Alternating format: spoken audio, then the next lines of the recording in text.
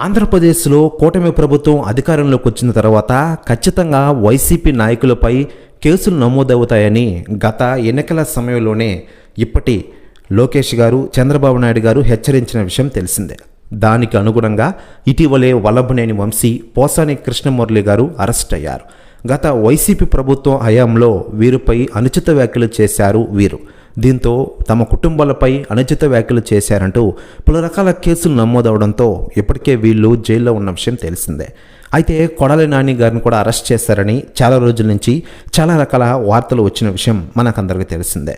ఇక ఇదిలా ఉండగా ఈ న్యూస్పై సెలబ్రిటీలు స్పందిస్తూ ఉండగా తాజాగా మెగాస్టార్ చిరంజీవి గారు సంచలన వ్యాఖ్యలు చేశారట. ఆయన మాట్లాడుతూ, నా తమ్ముడు పవన్ కళ్యాణ్ గారిని గత ప్రభుత్వ పెద్దలు చాలామంది చాలా రకాలుగా విమర్శించారు. నేను ఒకటే చెప్పదలుచుకున్న వారందరికీ, పవన్ కళ్యాణ్ గారికి మంచి వ్యక్తిత్వం ఉంది.